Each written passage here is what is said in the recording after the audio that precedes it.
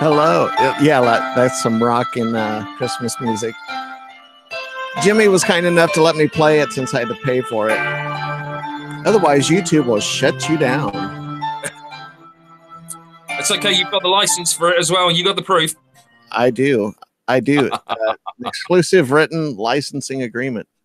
So yeah, we're good to go. Well, that's the best entrance by any guest ever yet so far. So yeah, you late certainly but got fashionable. Absolutely. Absolute kabow. You're there. Well done. Natasha, fantastic to have you with us. Thank you so much for joining us. Oh, arigato and other words that I don't really understand. Thank you for inviting me. Your show's awesome. Well, it took a bit of time to get there, right? It did. It did. We just kept trying. But what happened was we just kept resending links and we did not give up. And we kept trying over and over and over. And here we are. Success. Don't give up. That's the beauty of live broadcasting. You never know what's going to happen next, right? That's right. Yeah, absolutely. I mean, tech check worked. Everything else worked. And then we got around to the big occasion. It was like a big flop. It's just like one of those really bad dates, isn't it? Yep. I once worked with a guy that had been Weird Al Yankovic's front of house engineer for 6 years. And wow. We were doing audio engineering at a theme park, at an amusement park. And he looked up from the mixing console one day and he looked at me and he said, "This is just hours of boredom punctuated by seconds of terror." And I couldn't agree more. That kind of encapsulates show business. Yeah, absolutely. Yeah, no, live broadcasting. I never thought, I always kind of thought we'd get around to the point where we'd kind of just like pre-record, do pre-production, put up little jazzy bits of it, and then we've done like a few live ones, didn't we? And we live shows when we first started, and we was like, do you know what? This is too much fun. Anything could go wrong. I mean, if you've seen any of our other shows, I mean, we've had everything from like screaming dogs, where we've had to kind of leave the show to go and investigate. We've had like the last interview that we've done where we had something that kicked off in the corner of the room and totally freaked every single one of us out. Uh-huh. You don't get that kind of like wonderfulness when it's pre-produced, right? No, yeah, it's true. No. And I've encountered the same thing. I mean, we're all trying to keep it professional, right? And I've had a couple of shows where my partner, Sherry, fell asleep and I'm talking and I'm doing the show and my dog Gibson is scratching at my office door and I'm just ignoring it and going ahead. But, I'm thinking, can people hear the scratching at the door? And amazingly enough, it really doesn't come through sometimes. So that's good. Yeah, no, that's brilliant. Right. So let's get down to brass tacks. Now we're all here. Everything's good. Yes. So Natasha Nyxx is the producer and the hostess of Mysterious Forces Live. Natasha has a keen interest in all things paranormal, including false flags and conspiracy facts. She also enjoys producing and playing music, writing, and travel. Natasha desperately seeks validation through others every Friday and Saturday night, midnight at EST. That really did make me chuckle.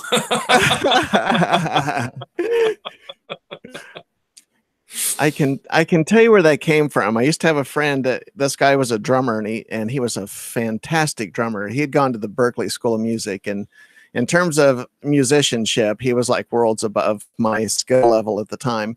But we were in a band together, and we used to joke about seeking validation through others. It was kind of like an inside joke in our social circle, and that saying had always kind of stuck with me. And I thought, how many people go through life kind of doing that? And at the same time, being a musician and a person who's done spoken word performances in the past and now having a podcast, I don't know, I think performers have that kind of neediness in their soul that needs some other kind of attention. I don't quite know how to quantify that, but I carry that as well. No, that's pretty cool. I mean, it is. I mean, we all like to, what we were saying about going live, doing our own shows and things like that. I mean, afterwards, I mean, there's no better feeling than someone getting hold of you and saying, "Do you know what? That was brilliant. You nailed it. Great show. Well done." And you're like, "Yes." And then you get someone that's sort of like, "Well, do you know what? Your ears looked a little bit big in that shot," or, by the way, you've got a huge pimple on your nose. Did you know? And stuff. No, Right, right. the world's crashing down. Yes, No, that was yeah. that was a little poke at you, Pat Breeze. I got one of our guys is got a long-standing joke with us. He jokes about my ears. They look quite big. Oh, there's nothing wrong with your ears. Yeah, no, it's because these hats, when you have them Right. down, they tend to kind of. I mean, it's like if you look at Mika's as well, he looks kind of I look like an winged up. I like it. No, yeah, it's just the effect of the hat. By the way, where did you get those stylish alien hats? We got them from pmggoods.com, Yeah. Guess our what? show That's where this sponsor. hat I'm wearing. Yes, I'm wearing a hat from there too. Yay, Yeah. PDG. Well, normally he's with us, but this week he's on vacation in Florida. No, he's Mhm. in. He was. Where is he? Disneyland yesterday. Oh. And then I think he's making his way up to Chicago, Oh, and then a few other Chicago. places. So he's out in the stateside at the moment, and from everything that I've seen so far, he seems to be having a rather good time as well. Cool. Yeah, Very cool. yeah. Yeah. So No, go ahead. okay. So how does it feel to be a YouTube celebrity now? Oh, I don't know. 'Cause I, you're kind of at that level. Yeah, like I mean, I don't know if you caught the bit that I was saying eh, beforehand, or whether or not you were still running around doing the tech stuff with Kelly, but I said like a little right. while ago Well, that when everything went a bit a little while ago, you were kind of one of uh-huh, the calms of the storm. uh-huh. And I don't know if you were there with, like the angry parents thing, and I had to explain to Mika what the calm in the storm was. Right. Yeah, well, I had this idea cooking, I won't go too far off track, but the show formulated in my head over the course of a year and a half. And it started when I had met Richard Dolan at the International UFO Congress in Phoenix. And I was talking to some friends of mine, and they were doing podcasts, and I had some experience in entertainment. And I thought, I could probably pull that off myself. And I was sitting with Richard at his table, and we were just chatting, and I just was thinking about the idea. And I said, "Hey, if I started a podcast, would you do an interview with me?" He said, "Yes, I will." So that kind of lit the fire. So I didn't have a podcast, I didn't have a logo, I didn't have anything, but I had a verbal commitment from Richard Dolan to do an interview with me. So that was tremendous. I was like, "Oh my God." So fast forward to this past June 1st at Contact in the Desert in Palm Springs, California. And I met up with Richard and Tracy, and we did an interview. And I was really nervous and uptight, and my I lost my place. I made several mistakes, and I just died. And what it was I sat down at the table. We were in my hotel room, and Tracy is there taking pictures. And there's Richard Dolan sitting right across from me, my very first interview in this field. And I looked into his eyes, and I knew instantly how smart he was and how well versed he was in this topic. And on the inside, I felt completely outclassed and out of my league. And so, right at that critical moment, as soon as I was rolling audio, I just kind of wilted inside. I was like, "Oh, I have stepped into it now." And I gotten in over my head. So I struggled through that. And there's an audio version with my mistakes taken out. And I had some fun with doing some promos from some of the outtakes with Richard. And so my very first interview experience was me just falling on my face with Richard Dolan. But then it got easier. Later that weekend, I interviewed Jimmy Church and Jiggy from Paranormal Hood. So I kind of started out big in terms of some of the people I was able to talk to. And then I had to come home and get my ducks in a row and do all that stuff. And so fast forward a little bit, and all of this turmoil crops up in the UFO community. And there's this stark line drawn between the nuts and bolts people, the people who are very science and evidence based. And then there's the more what I call kind of fantasist camp, the people who are a little more into the new age philosophy side of things. And there's a wide range, as you know, of views on that side. Everything from aliens are here to save us and they are godlike beings that really care about us to, they really are here to dissect us, and to them, we're just lab rats. So there's that whole spectrum. But then somewhere in there is the mix of all the David Wilcock camp and all that stuff. And so that schism kind of blew up. And I'd been watching other people's podcasts, and I had definite opinions on this myself. And so I strongly voiced my opinion on that on my show. And then I had talked to CW Chanter, and we did a show together, and we really laid it all out. And that was my to date most successful show, with over 1,000 views. And for me, that's big, and that helped the show grow. And so I'm grateful to him. But it was just a matter of timing, and it is really like what people say. It's a matter of being in the right place at the right time, the right set of circumstances coming together. And so that was just kind of like, you know, in some ways I felt like a door-to-door salesperson who kind of sticks their foot in the door. You know, you kind of have to be a little bit pushy trying to get started in this. You have to project, and you have to be willing to put yourself out there. And so, you know, I had to be willing to do that. But I thank you so much for that kind introduction. I mean, I've been watching your guys' show, and you're doing good work. And I like hearing a different perspective from the UK. And I think we need an international coalition of voices in this community, and not have it be centered on a bunch of middle-aged white guys from America. I think need. I think this second generation, this next wave of ufology people, that overall as a demographic is a lot more diverse. Absolutely. I mean, the thing is, I mean, we don't, as weird as it sounds, we don't know a great deal about the British ufology scene, because I mean, we've only been in the community just over a year. Up until then, you know, we kind of dipped the toe in the water but walked away from it.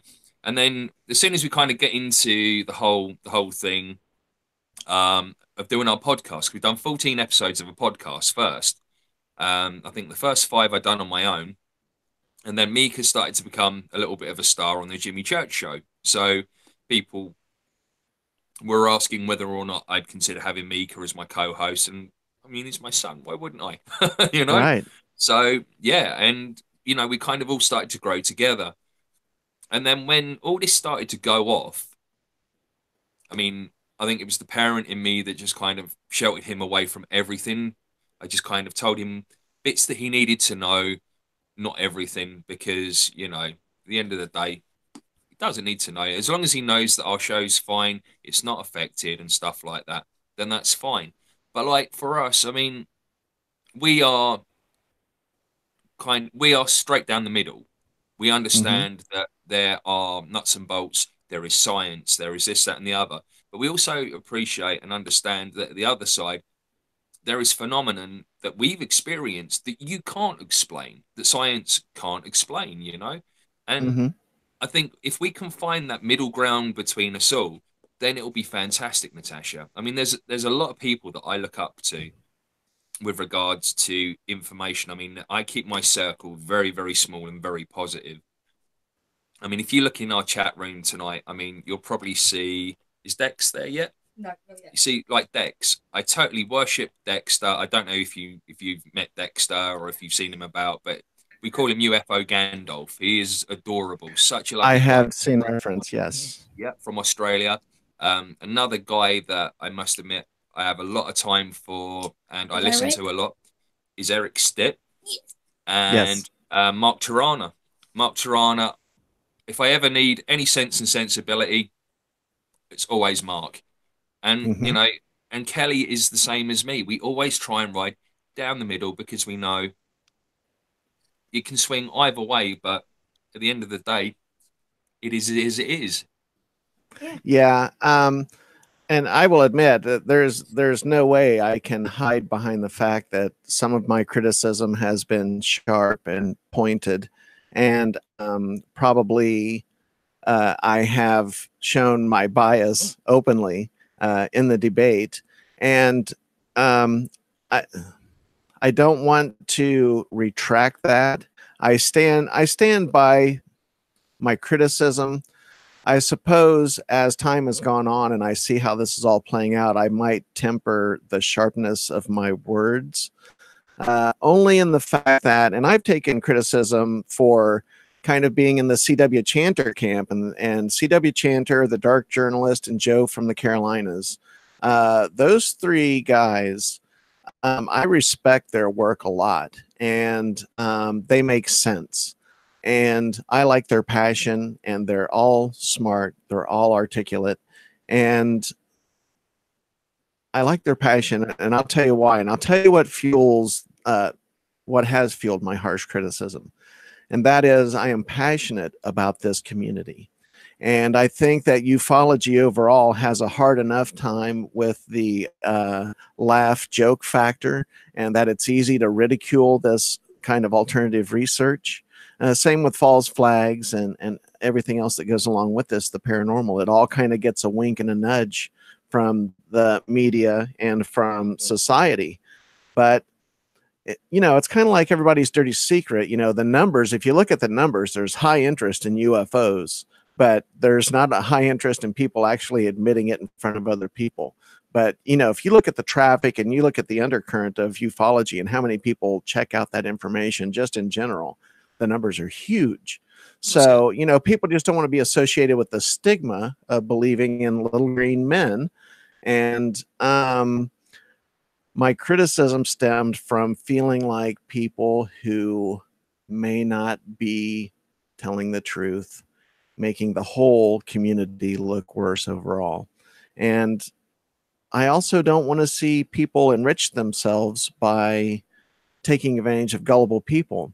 And what I struggle with internally on this issue is, do we truly take a middle ground and just say buyer beware and sort it out for yourself? And then you'd have to ask yourself the same question in terms of advertising. Would you let anyone advertise just anything on your show and it's buyer beware? Or would you want to have some control and vet the advertisers and their products that want to be associated with your show so that your name doesn't get dragged down with it? And so I don't know, that's where my harsh criticism comes from, is actually a protective feeling of the UFO community. I want to make sure that we're all seen in the best possible light and not seen or not portrayed or perceived as, nutty people with tinfoil on our hats. Although I sleep with tinfoil on my head to stop the voices. Oh, do you? I don't. I don't. So I was just being really serious. I had to. I just thought, how deep she going with this thing? For Christ's sakes! You have to step in and tell me to shut up too. I don't mean to go on too much about, but I'm just saying that's that place I'm coming from. So please. It all became too fractious. It was all too fractious. There was a lot of words said by a lot of people, and when you kind of like middle ground, you can kick back and you can understand and see where certain things were coming from, and from that kind of chaos, there was certain sense that prevailed to a certain degree. I mean, there were certain bits and pieces about my perception that changed over the whole situation, but again, I mean, this is the second time within just over a year of being in the community that something like this has happened. Because I mean, we started cutting our teeth with the podcast and that just before the TTSA thing, and then we all know how pretty nasty that got. Yes. And then this, and it makes you think. I mean, within the community, because we've only been here for such a short time, I mean, is it going to become a regular thing? I mean, do you genuinely think at any point there will be a certain level where everyone can kind of find a middle ground that, all right, that's your opinion. I respect that. As well. Because it seems within, I don't know, every kind of like 6-9 months, something's going to come along and kind of bite us on the bum again. And that's true. Ufology, from the very inception of the term and when it started to get attention, especially in the media in the 50s, there have always been these fringe personality people that kind of have a cult of personality thing going on, and they make outrageous claims. Right from the beginning, there have been people saying they've gotten on a ship and they've gone to Pluto or whatever, like there has always been that element to this. And, that's kind of the way it went until J. Allen Hynek kind of turned around, and then Stanton Friedman started doing his work, and then slowly but surely, kind of like, stacking bricks, these people who had a more academic approach to this were able to present a more stable picture based on evidence and logic and reason rather than fantastic stories. I mean, I like a fantastic story just like anyone else. I mean, but I don't, I just don't want to see people enrich themselves off of it.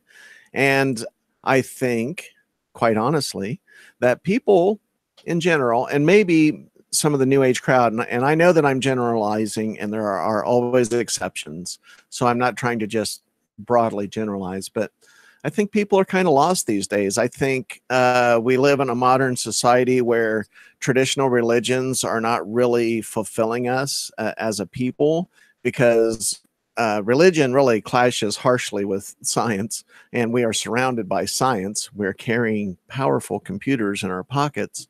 So, science has prevailed over religion, but I think that has left us wanting something within ourselves, some kind of deeper connection to each other and to the universe. And I think there is a metaphysical, mysterious element to our multiverse. And I think there is high strangeness at play. And I think we barely understand the multiverse that we live in.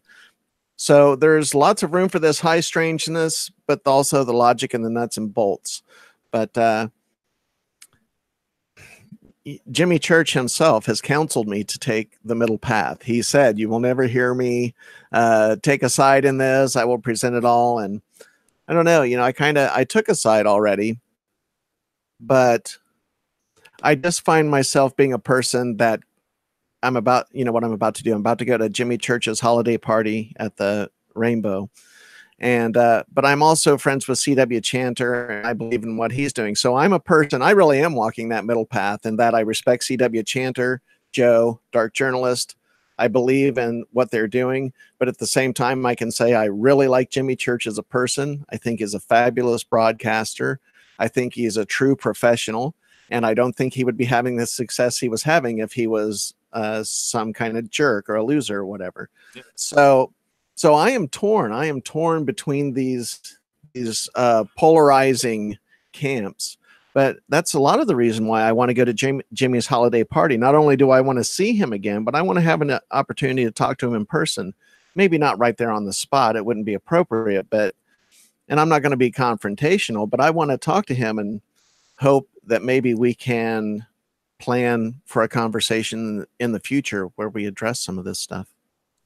Yeah, I mean, I don't know whether or not it'll kind of be like, the shows like Fade to Black, Coast to Coast, or anything like that, or whether or not it'll be like the smaller platforms like us that are able to help kind of sow the seeds of like the unity. Because I mean, that's one of the reasons that Kelly and I are getting together to get this new project up and running. It's because we want to get opinions and views from everyone to try and create a middle ground. We want to see unity, because all the time that we're kind of bitching, bossing, fighting, and stuff like that, we're losing sight of our main target, of our main goal, which is the truth.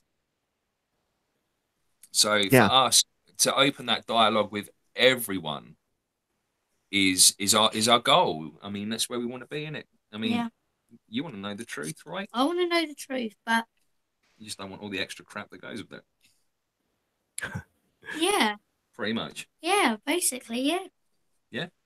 Because, I mean, the thing is, right, if you've got a mummy duck and a daddy duck, you've got a baby duck, and it's always watching the mummy duck and the daddy duck fight, that's not a happy baby duck.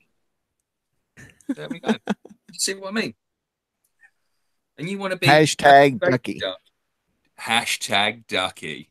Or hashtag it. Dougie. But no, I mean, all joking aside, I mean, we're all striving to the same end.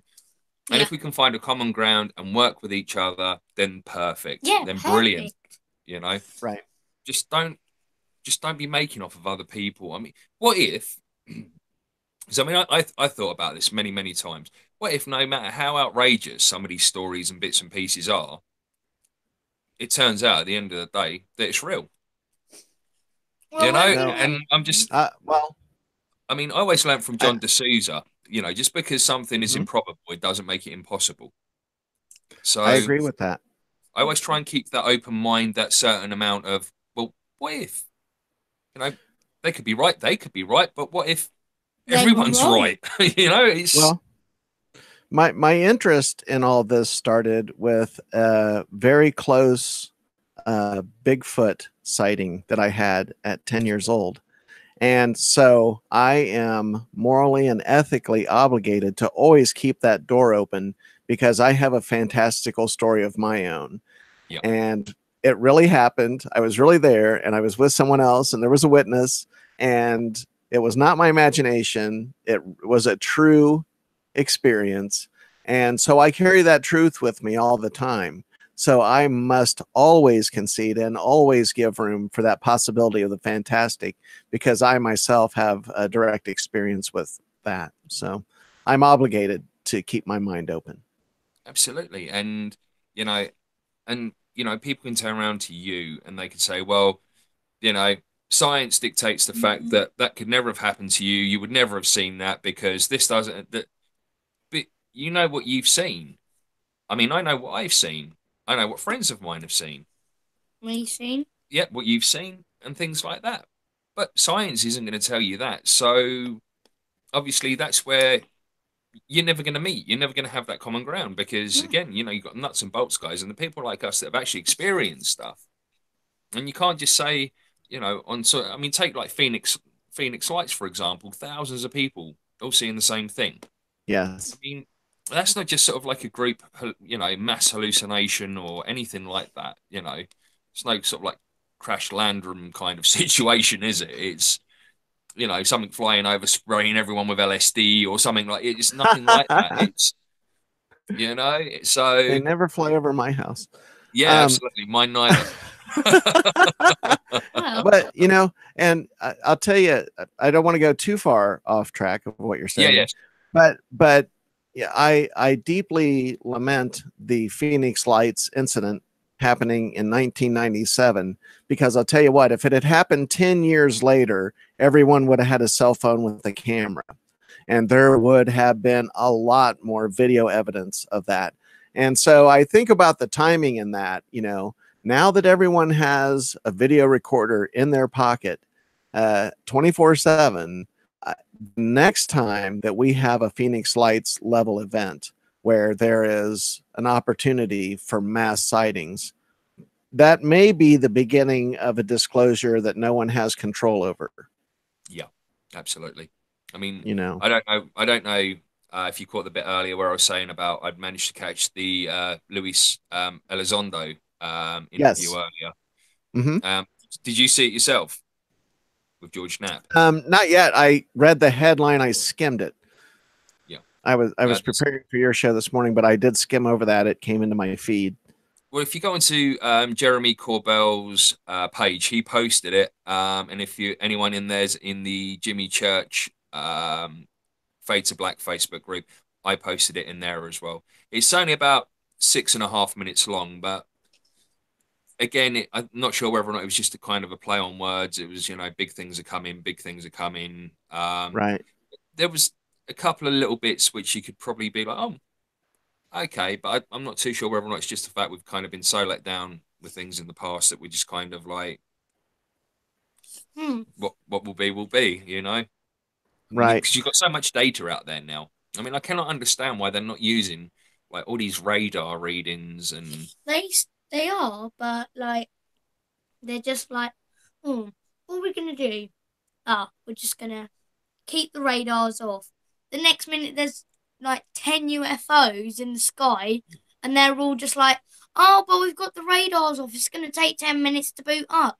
By the it's not time they boot up, what it's is gone. what is it's not even that as well, sweetheart. I mean, it's the fact that like you've got all the radar readings there, you've got all the blips there. I mean, I don't know whether or not it And you just charts don't like pay attention. airspeed as well, but it's Did all you there. see that from the security team as well?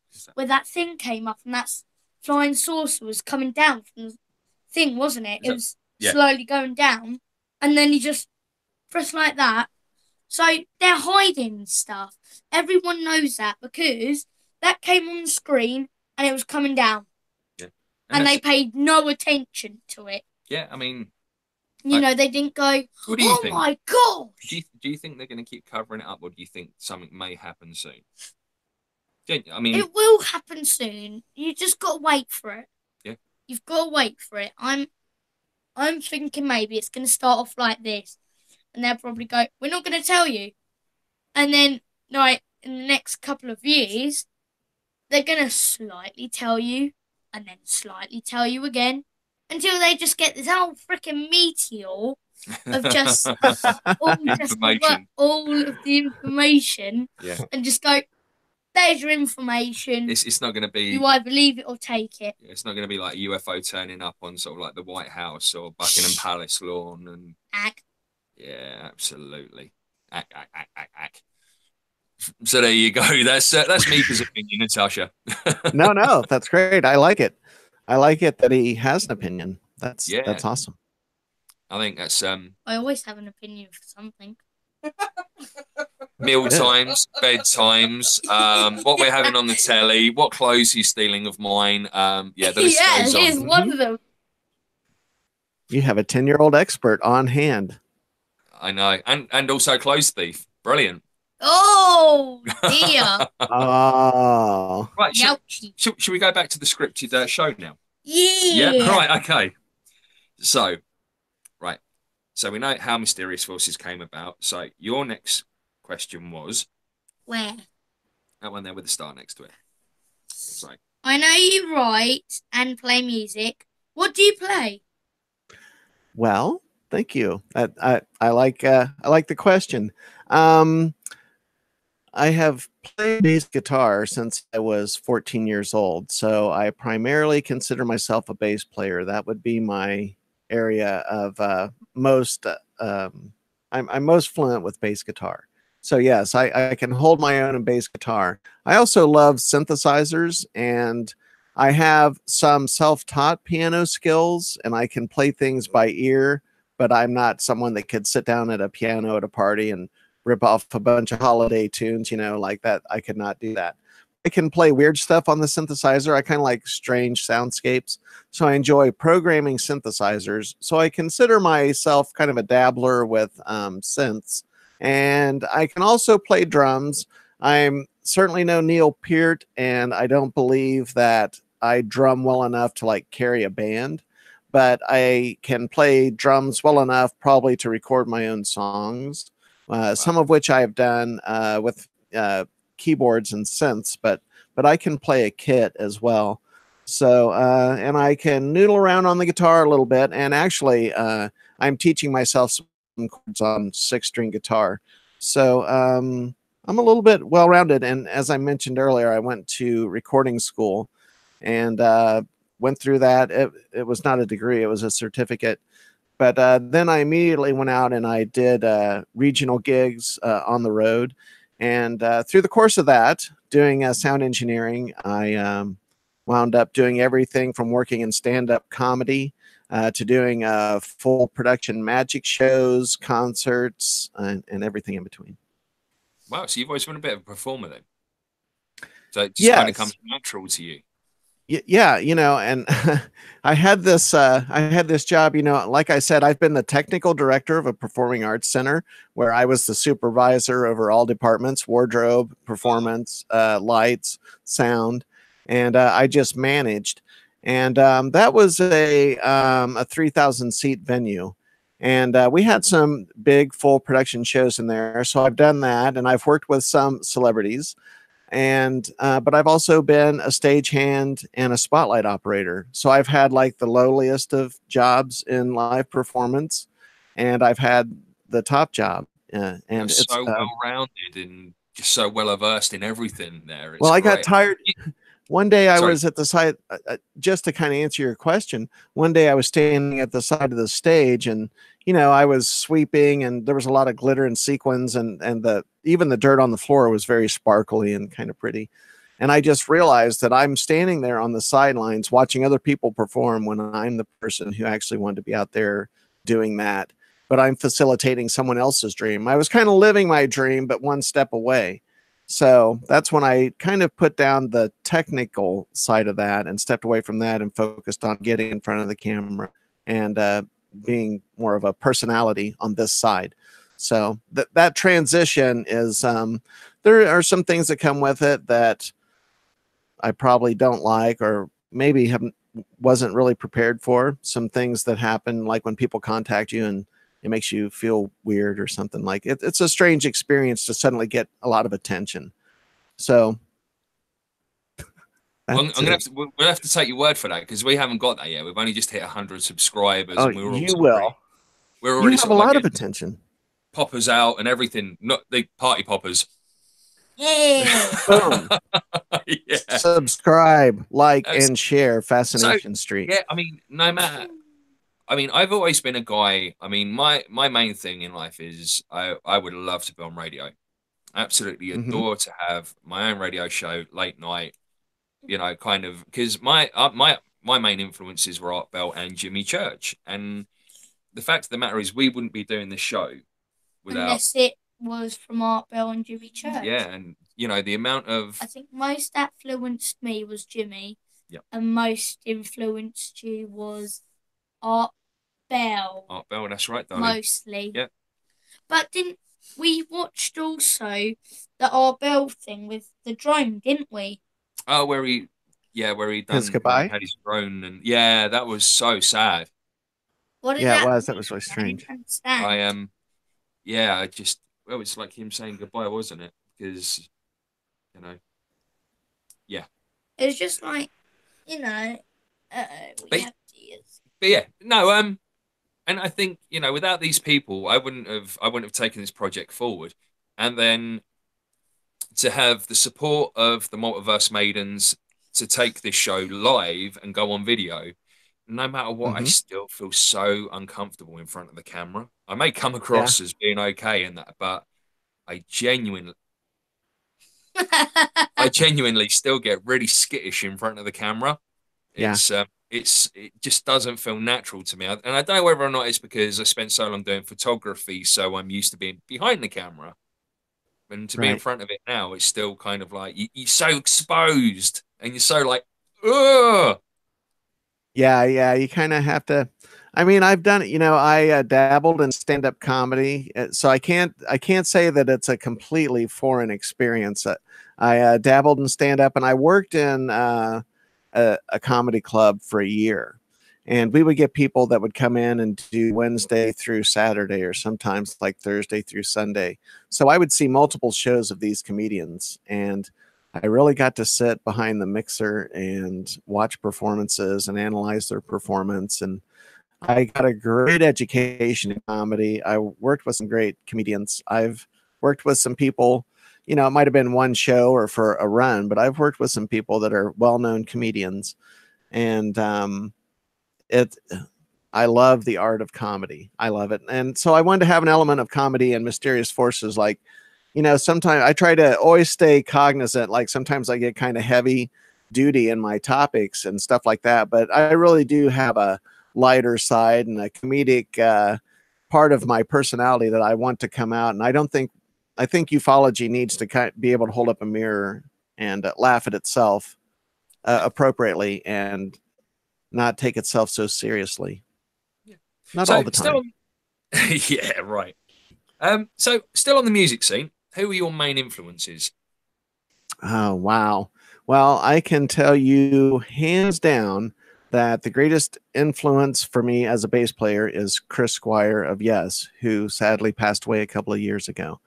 Um, if I could magically absorb the mojo of Chris Squire, I would. He just influenced me. The way he played bass, the sound and the tone, it just really captured me. And I'm primarily a prog rock girl, so there's a lot of Rush, Tool. I love Rush. I like anything Maynard does. Perfect Circle, Yeah. Pussifer. But I like weird experimental music, and I like jazz, and I like old 70s classic. But even though I'm older, I'm into my 50s now, I try to listen to a lot of new music, and I listen to new music, and I like Nine Inch Nails and Rob Zombie and stuff like that as well. But I've got a really, I've got a mellow side, and Yep. there are a lot of female performers I like. I love Sarah McLachlan and Mazzy Star. So I kind of have a goth sensibility with some of my music as well. I'm a big Peter Murphy fan. Yeah. So Yeah. I have a We're tendency big to. Cure fans. We love Cure big time. Yeah, I was going to ask you if you named the show after the song. I assume so. Well, Nice. it was a trade off because I don't know if you folks over there get the TV show The Grand Tour. No, I And haven't seen it, but I don't it's have cable. I don't watch TV really. no, it's I think it's on Amazon, yeah, and it's a motor show. Because we love cars as well. We're all into motor racing. We love cars, and it was three guys, and they had a normal TV motor show that was on every week, and I think it ran for like 22 seasons. Um, Anyway, long story short, three of them worked together, made fantastic comedic motor. You know, they would take like the crappiest car ever and try and turn it into like a block of flats and still drive it down a road and things like that, you know. That's So awesome. they took it to Amazon, and we started following those, and they had a certain segment on there, and it was called Conversation Street. So Mika originally suggested that, but because of trademarks and other legal stuff, and was like, well, nah. So then obviously The Cure then come into it, and they'd done the song Fascination Street. So it was like, okay, we can roll with that. It's a nice trade-off. Conversation Street, Fascination Street. Yeah, all right, fine, we'll do that. So yeah, so The Cure was quite heavily influenced in the naming of the show. Um, but yeah, I mean, my love for Robert Smith is just, yeah, it's not natural, not normal. Yeah, yeah. He's awesome. Absolutely. I was lucky enough to see Susie and the Banshees a couple of times back Yeah. in the 90s. And I once saw Susie and the Banshees with My Life, the Thrill Kill Cult opening up, and they were Really. touring together. And that Yeah, was My good. Life with a Thrill Kill Cult. That I would love to have seen those without a doubt. I mean, the big ones for us at the moment, because again, another side of the music that I love is I'm a big Dandy Warhols fan, Okay. and they've just Yeah. released a new single called "Be All Right." And if you've got it on your cell phone and you've got it on YouTube, they've actually done it in 360, so you can actually look around while they're playing, and it's Oh, wow. amazing. And I put it out online the other day. Said, you know, Fascination Street, totally. This is our song of the month. We totally endorse Uh-huh. this track. Um, yeah, and the next thing I know, I've got a like from the Dandy Warhols. I've got a like from their drummer, which is a guy called Brent de Boer, and he's amazing. He's so cool. And I first saw those back in, I think it was the turn of the millennium, and they were supporting David Bowie in London, and Okay. that was the first proper time that I saw the Warhols, and you never look back from that moment. They're a brilliant band. They're so talented. The Yeah. last couple of albums have been a bit hit, miss, or maybe. But as I've gone over them again, I've actually found that there's a lot of gold there that I never found before. Mm-hmm. So they've got a new album that they're doing at the moment, and we've chipped in for that because they're doing it through like Pledge Music. But you know, I find it very difficult with a lot of the new music. There's nothing really there, I think, which is really as classic as, you know, because I love my Pink Floyd, I love Oh, Zappa, yeah. Yes. Frank AC/DC, Zappa. Queen. We're big Queen fans, as you already know, especially Mika. Yeah. Motorhead are another total passion of mine. Absolutely adore them. And then I've got Motorhead. I never saw them. no, me neither. Me neither. Lemmy even That's came on our ship, and I missed that crossing. Oh man, I that's know. too much. I So saw AC/DC with Bon Scott. It was my that, first concert ever. And AC/DC was opening for UFO, Michael Schenker's group, wow. after he had left Yeah. the Scorpions. So AC/DC was the opening act. And Highway to Hell had not come out yet, but Power Age had. So that live album, If You Want Blood, You've Got It, Yep. that set list is pretty much what we saw that time period. They were touring for that. So I was 13 years old, and wound up against the barricade at this UFO ACDC concert. And ACDC so completely blew UFO away. I stopped listening to UFO. I completely forgot about them and started buying ACDC records, and then had a real love affair with that early Bon Scott era ACDC. I'm heavily into Muse right now. I think Muse is the band that is really dominating in terms of creativity and musicianship. I think Muse is a fantastic mix of sounds and textures. Yeah, absolutely. I totally agree with that. I mean, trying to think how long they've been going now. They've been Muse. They've been around a long time. I don't know much Muse, darling. Because I remember. About 10 years. No, it's longer than that, sweetheart. 20 years. I remember they'd done a set at Glastonbury a few years ago. And that was, we sat and we watched that, didn't we? And that was just mind blowing. It was an absolutely fantastic set. So good. We watch Glastonbury every year. I know, but it was one of the years when you were still a little bit younger. And me and Mummy used to have the special evenings. No. Also, when we were in our trailer to go and ready to go to Mount Snowdon. When you climb Mount Snowdon. Yeah, that was Foo Fighters. That one. Yeah, that one. I love the Foo Fighters live. I love how the only thing was. Yeah. Oh, we saw those, and they were supported by Queens of the Stone Age. That's right. That was one hell of a gig. Oh yeah, Dave Grohl has worked with both bands. I mean, he's done some Queens stuff. Yeah. Early drumming as well, because Mark Lanigan as well. He done vocals on Songs for the Deaf. Oh wow. And my cousin produced. He's been producing albums for Mark Lanigan since like the Screaming Trees days, based up in Seattle. Oh wow. So cool. Yeah, my cousin's done so much with him. My cousin's worked a lot with Loaded and Duff McKagan. Okay. So a lot of that stuff again is my cousin's Guns N' Roses for those questioning that. Oh yeah. I love talking about music. I will talk about music forever. I love the topic. I know, it's so nice to be able to talk about music as well, be able to blend it into like ufology, music. Oh yeah. Right. Should we go back to the show, or are you good? I'm good. Hang on, you've touched something. Yeah, I've decided to actually cancel most of that part of the show, but I know where that is. Hang on, maybe just click on it and keep on pressing It's fine. cancel. Are my answers too long? No. It's me. I'm chatting away. I'm getting engrossed in the conversation, and I'm keeping my fingers on buttons, and I'm not into this whole touch screen thing. Hold it. Okay, I can be more soundbitey if you want me to be. I have savage like man thumbs, so put it down and there you go.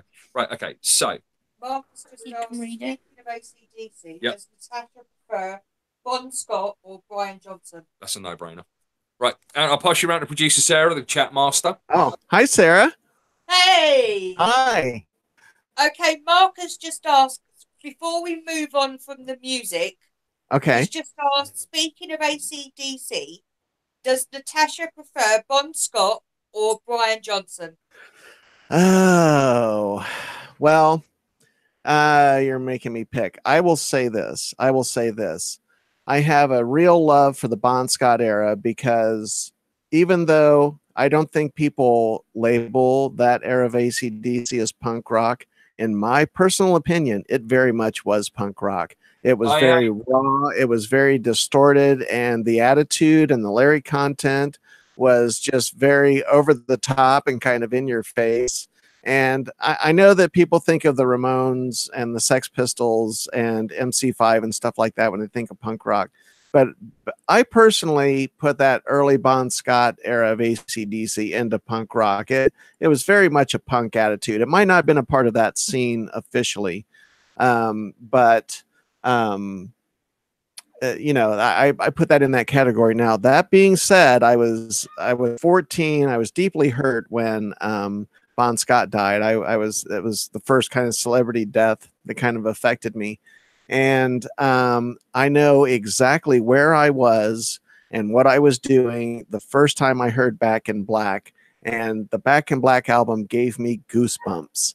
And I think that Back in Black is a timeless album. It always sounds fresh. It always sounds like it just came out. I think sonically, in terms of production and the way the album sounded. I think it was ahead of its time. I think it will go down as an absolute classic album. And I then went and saw AC/DC with Brian Johnson when they came out on tour with Back in Black. And it was so amazing to see them come back from the death of Bon Scott. It was very triumphant. So I saw that, and then I saw them on the Fly on the Wall tour. So I don't dismiss Brian Johnson or his talent. I think he's a tremendous talent, and I think you kind of have to split it down the middle, because there's kind of Brian Johnson and Bon Scott. They were kind of two different things. I respect both, but my heart goes with Bon Scott. Okay, thank you, Natasha. Anything else there? No, that was Mark asking you. Oh, okay. Right. Okay. So we're back. Right. Okay. Your source for overly long answers. No, seriously, we are totally good with it, really. So, okay. Brian Johnson or Bon Scott? Um, If you like your AC/DC. Bon Scott, Brian Johnson. Bon Scott. You sure? Final answer? I don't know. Okay. So yeah, talking of AC/DC, because we have Chris Slade, he travels on board our ship quite a lot, and I've kind of got to know him quite well. And recently we also had Gary Newman on board, and that was quite a big moment, life moment. Cool. I'm getting the Mark Gemini Thwaite, who played guitar for Gary Newman on his last tour, is going to be on my show in January. Ooh, I'll definitely be tuning in for that one. But Gary Newman, he was such a lovely guy, really, really nice. But I mean, I normally get lots of autographs or pictures and stuff like that. I mean, one of the nicest guys I've ever met was Corey Taylor, which you never think you're ever going to meet. Lead singer of Slipknot and Stone Sour, darling. Right. Yeah, such a lovely guy. And even Tom DeLonge as well. He's my favorite by far.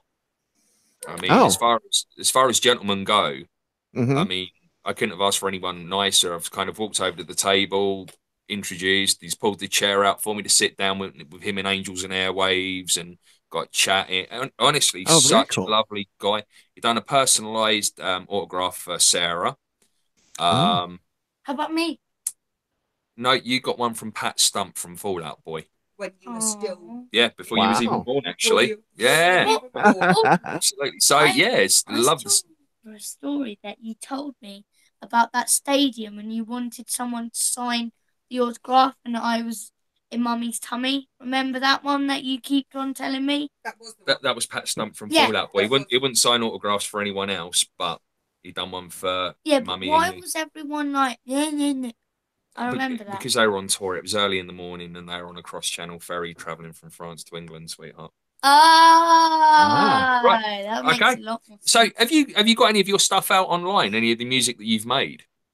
No, I have dabbled with that, and I got real serious about recording some of the music for my show. And I just wanted to do it just kind of to have fun with it, and then not get into the legal entanglements. I am planning on writing an album and producing it. I'm probably going to start that. Creatively right now, I'm really focused on making Mysterious Forces Live succeed. I've got a lot of eggs in that basket, as it were. So I'm dedicated to that, but I have a serious itch to play some music. And I think probably next summer, I think I'm going to start laying down some tracks, and maybe have something about a year from now available. And I'm also exploring the possibility of doing theme music for other shows on a kind of a commission basis or whatever. That's cool. Yeah. There will be, but your music, will you be doing it solo, or will you be collaborating? I want to serve the music best. I'll play all the parts that I can play. But if I want some hot lead guitar, I'm going to have to bring in somebody that really plays lead guitar, and probably a good rhythm 6-string guitar player as well. I can probably lay down some basic stuffs and get the skeleton of the songs put together. But, I don't want to, I want to make real music. I don't want to just do a vanity project. And I think sometimes if you do it all too much yourself, you don't get enough feedback from other people. So I'll try to make it as much of a band kind of experience as I can. Yeah. I mean, I'm very much like that in the broadcasting sense. I mean, I would love to go back to doing audio, audio shows and things like that again. And I spoke to Sarah about it a little while ago, but where we've got so much going on with trying to make Fascination Street work, we're moving forward with the new Esoterica Street project as well. I've also put a couple of demos out to a radio station over in the States. Didn't hear anything back. So what I want to do is I want to try and do a few more so there's a little bit more substance there. So because I mean it's more difficult for them to kind of get a grasp of where you are by watching the YouTube show. Whereas if you've got audio down, they can be like, well, okay, this is how this is going down. Right. And up until now, everything I've ever done has been with Mika. So, to have that little side project that I can do on my own to get myself out. I mean, nothing would give me more happiness than to be able to do a radio show with him. But obviously, being at such a young age now, there's so much that I can't touch on. When I was doing the podcasts, I even went off and I started to touch on paranormal bits and pieces because I do have a love for the paranormal. But again, I don't want that getting into Mika and starting to give him nightmares and other bits and pieces because it's so easy. My body really likes nightmares, Trust me, some of the ones out there, darling, you would not want. So, I know that you're a gal that likes to travel. Yes. What makes a great journey to you? Seeing a new location. I like to see new scenery. I don't know. There are so many things I look for in travel. When I'm on the road, I want to eat what the local people are eating, and I want to eat at the more divey restaurants or the mom and pop owned places, and I try to avoid I want to taste what the local chef is cooking instead of go to a chain. So I seek out the small locally owned restaurants, and I don't know. It's just I love, just like everyone else, I love picturesque vistas. And so far, twice I have gone up PCH, Pacific Coast Highway, from Los Angeles all the way up to Santa Rosa and back down. And the Big Sur, California area, and up around Half Moon Bay is just some of the most beautiful scenery I've ever seen. So I have a real love for the coast of California. I love California. That's one that I would love to do along there, especially as sort of like it's coming to sort of like sunset, or that would just be brilliant. Nice open top. I couldn't think of anything better, and I've been to some pretty cool places, but that's my dream. Once we can make it and we're successful, then America is definitely on the list, and that journey is being done 100%. It really is. So where is your favorite destination? Or are you sticking with that one as your favorite? That's the most favorite place that I've been to. I said that I like to travel, and it's true. And the sad part of my story on travel is I have not been out of the country except to go across the river over to Ontario, Canada, across from Detroit. So I have yet to do foreign travel. And that is a bucket list item for me. But if I could go anywhere in the world, I would go to Kathmandu, Nepal. I would love to go to Nepal and go to Kathmandu and do some hiking and check that out. I have a real love for India and Nepal. No, that's pretty high out there on the bucket list. That's pretty good. Yeah, no, kudos, big time. So you also like to write as well. Mm-hmm. I do like to write. I kind of expend that energy sometimes on Facebook. For a short while, I was a newspaper reporter at a traditional small town newspaper. So I have professional writing experience. And that was the first place where I had conducted some interviews and stuff like that. I have dabbled with fiction. Nothing got published. But I have played around with it, and I am planning on writing a book. And this is new to you. I haven't even talked about this on my show. Exclusive. Exclusive. This is exclusive for Fascination. I'm giving it to Jim and Mika and not even telling it on my own show. But I've been talking lately. And I've had an interesting life journey. I mean, some people, there are plenty of people who have probably more interesting lives than me, but I also have probably a more interesting life than some other people. I think the grass is always greener in that regard. But um, I wound up working in the medical marijuana industry at one point, up in Northern California, in the Paradise Magalia area, which just burned Yeah. tragically in the campfire. And so I knew that region well. And then I also did it in Southern California. And I lived in a warehouse managing a large operation for a dispensary. And this is not idle talk. I have photographs and video of said projects. And it was a huge operation in a 30,000 square foot warehouse. And so my experience in that world, and then while I was doing that and living in the warehouse, I started going to therapy and started trying to figure myself out. And then so through that process was the beginning of my transition, being transgender. And so that all kind of that medical marijuana industry lifestyle that I was living dovetailed into this therapy, and then my whole life literally transformed and changed and brought me back into this show business realm. So I've got a few things to write about. I think I can write an interesting story. So I am cooking some ideas up for kind of a playful autobiography kind of thing.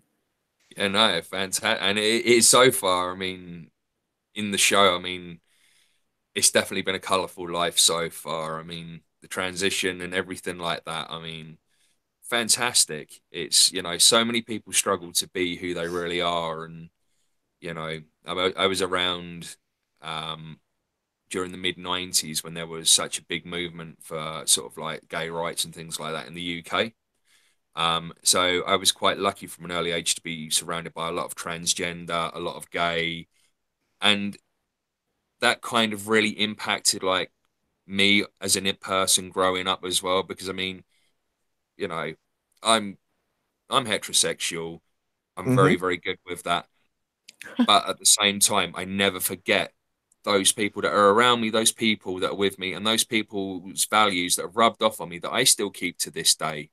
Right. I mean, like Mika, I mean, we've specifically brought him up around all of our transgender, lesbian, gay friends because he needs to know that, the world isn't what everyone portrays it to be. No one's born racist, no one's born homophobic, no one's born transphobic, it's all taught. Right. And, you bring your kids up right, then that's it. We can eradicate that within like a generation or two, because it's so sad to see how it's hitting the news now after we'd been Excuse me. away from it for so long. I thought we'd got past all this, but clearly we haven't. So, unless we kind of look at history, we are yet deemed to kind of repeat it over again. Mm-hmm. So, yeah, absolutely. Yeah, when it comes to my work in this community, I just am who I am. I don't have Yeah, any secondary agenda. I'm not trying to diversify, quote unquote, the ufology community. I am just a person in this community that has a podcast that happens to be transgender. And, I may at a later time come up with a second show that deals with those issues and exclusively that. But that's my circumstance. I'm just a person, just like everybody else, and I have a love and interest for this community and this topic. And people can either accept me or they can reject me. That's up to them. But absolutely. I have Yeah. no control over that, and it is And what it is. haters are always going to hate no matter what, Natasha. Right? I don't, Yeah. I don't see color. I don't see sex. I don't see any. All I see is people. Right. And you know, I think that's kind of where we need to be for humanity to move on to the next level. We need to all be on that same page. And, I mean, it's the same as like, I know Mika for a fact, he's exactly the same. He doesn't see people of color. He doesn't see people of orientation. All he sees is people. And that's the way that we should be. It doesn't make any difference. If you can judge someone by the color of the skin or anything like that, well, then quite frankly, cover your ears, you're an asshole. Right. That's the bottom line. and I've got no time for people like that. So if you're homophobic, transphobic, or whatever, just don't even follow me, because I don't need people like that in my life. Right. The younger people these days, the younger generations and the millennials, they give me a lot of hope that the world is changing. And I think a lot of prejudice and bias will kind of work its way out of society when people Mika's age are growing up, and when they're running things. I think it's going to be a better world, as Yeah, long as we don't jack up the climate too horribly. Yeah, absolutely. Yeah, the borrowed planet. It's not our planet. It's borrowed. Remember that, folks. Right, Okay. exactly. So how did you first get into the fringe community, Natasha? Well, it really started when I was 10 years old, and I was with a friend of mine at a campground, and I had a very up close and personal encounter with a Sasquatch. Um, it I'll make it a very short story. I wound up in the woods, and this being was running right towards us, and it got to within like 20 feet, and I could see its silhouette. It was somewhat bigger than us, but it it was not 8 or 9 feet tall. It was what I would have considered perhaps a very young or juvenile Sasquatch.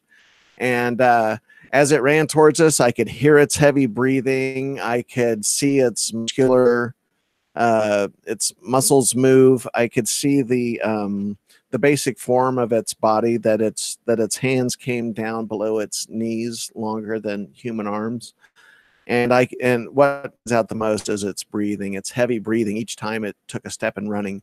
And my friend and I screamed and ran up the hill, and I can only assume that the creature made its way down the hill as we went up the hill, and we both went separate ways.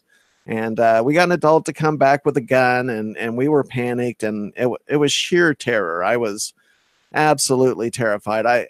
When we went back to the location to show the adult where we had seen this, I froze in fear and couldn't take a step. And that's the first time I had ever experienced anything like that. So after this very close encounter with a Sasquatch, that changed my world. I knew that there were things beyond what we're taught in school. There are things beyond what we're seeing on television, that there was another part of our reality that could not be logically explained. And I also learned at an early age what it was like to be someone with a very unusual or fantastical kind of experience and tell other people and not be believed. A, because you're a 10-year-old child. B, because the subject matter, Sasquatch, is also relatively unbelievable. So when you end up with a kid coming along with this story and telling everyone emphatically what happened, and you get the brush off, it was educational. But then I just read everything I could about the paranormal, ghosts, phone calls from the dead, Egyptology, you name it. I just became obsessed and studied everything. All the Bermuda Triangle books, Charles Berlitz, and all that early stuff from the 70s. I read all that. Wow. So you're well versed at every sort of like subject almost then. Yeah. I mean, at least moderately read into those subjects. I wouldn't call myself an expert by any means in any one topic. Oh, that's a shame. So that was going to segue on to the next question. What is your speciality subject? Well, I can kind of frame that. For me, the Bigfoot question is answered. I don't have to ponder whether Bigfoot exists or not, because I've already had that experience. And I also rationally kind of have to believe that, statistically speaking, I'm unlikely to have another high strangeness event like that in my life. I mean, not many people have those kind of events to begin with. I mean, if you've really seen one UFO, what are the chances that you're going to see one more or two more? I think statistically speaking, it gets less and less if you've had a genuine experience. So I don't count on that. But that being said, I so badly want to see a UFO. And I'm very excited by night vision technology. So UFOs really probably just the general topic. And specifically, I am kind of an adherent to the Richard Dolan School of Ufology. So if you want to know where my interest lies in ufology, whatever Richard Dolan is talking about, as well as some other people, that's where my head's at. And would you consider going off to the Soltech gathering that they do every year up at Yes, I would. I would be open to that. So Sure. I think can't remember whether or not they were saying, is Stacey in the chat room still? Stacey, Dan is. And can you ask Stan, have they even made any plans yet? Because I know they were talking about when No, it they haven't was, or made any nothing's in dates, no. concrete. Because the what I saw from like this year when Kelly was up there, I mean, like, you know, the Sasquatch footprints that they found, the kids found them, the footage that they took from like the night watches and stuff like that that's posted on YouTube. I can't remember if it was it Jason Quitt or Peter Maxwell Slattery that put it out. I think it was Peter Maxwell Slattery that put it out. And some of the stuff going on in the sky there, it was craziness. I mean, up until I joined the fringe community, I can honestly say that I'd never knowingly saw anything. But I Mhm. mean, over the past year, I mean, I've had like two, possibly three sightings, and one of them I have got on video. Um, and you can clearly see it's a power up as it goes along, and it's just kind of blows your mind, you know. But like for us, I mean, when we go over to the States, I mean, the East City Soltech one is one that we really, Mhm. really want to do. Yeah, the gentleman that owns the property, I forget his name at the moment. He was on the Still show. allowed. Yeah, that was a Yes, great show. Yeah, we want to get James on with us as well yes, because James. That's right. yeah, we'd like to get him and obviously Peter Maxwell Slattery because he spent a lot of time filmmaking there.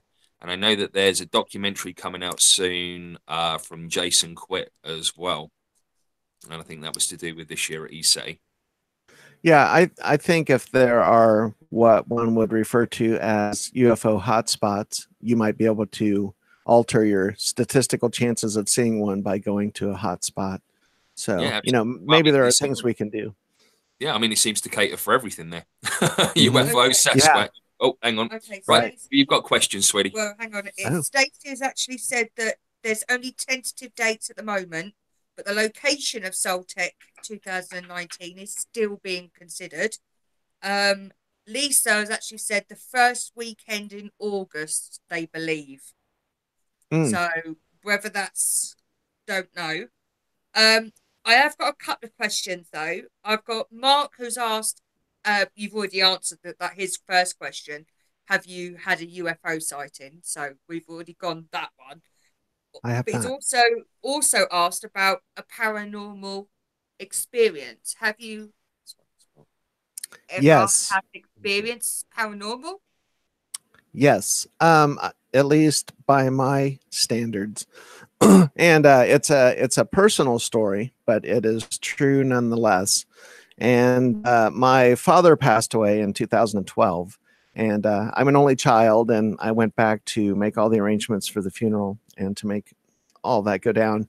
And I was living in California, so I had to travel back to the Midwest to make this arrangement. So it wasn't the typical funeral schedule in terms of someone passes away and then the next day they make arrangements, and then like the day after that there's a showing, and then a burial. So there was a week in between my father's death and his funeral because I had to make arrangements to travel back to the Midwest, and there was just planning involved. So I did that, and I was at the funeral home in my hometown, and there's my dad. I'd already had the opportunity to come in and have the family only viewing portion, and kind of deal with that. And I'm waiting for the people to show up, and his cousin, who I'd always known, him and his wife came in, and she looked like she had seen a ghost, literally, no pun intended. And she had tears in her eyes. And she came up to me and she said, "We were driving over here and my phone beeped."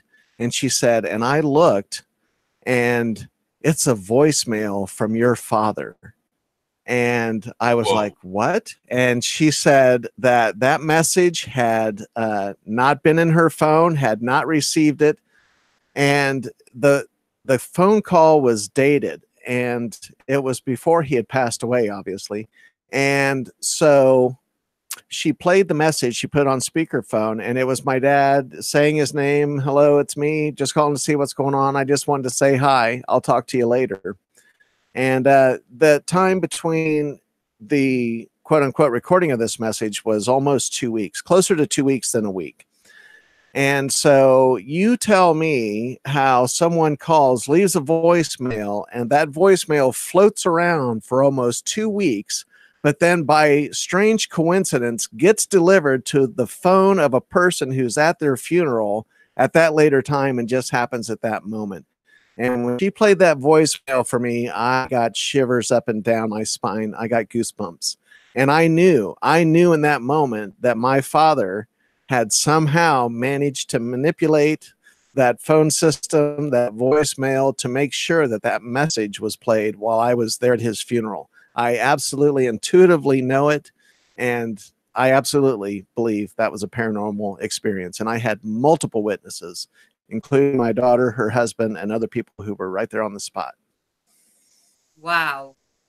That is amazing. That is nuts. Absolutely. Wow. So that was probably more than you. Oh dear. Pat has asked, what do you think of OBEs? We're not talking about knighthoods from the Queen here, are we? No. Okay. Order of the British Empire. Yeah. How do you feel about the Order of the British Empire, Natasha? I'm all for it. Isn't it draining away valuable tax money? That's a private conversation, that one. Out of body experiences. I absolutely believe that we can extend our consciousness beyond our bodies. I don't want to get into it. I might have had an experience with that, but that's another show, another time, another topic. And I absolutely believe in it. I believe it's possible. I believe it's possible to do remote viewing and to astral project to another location and do that. What's that say? Hold on. Oh, okay. All right, I got it.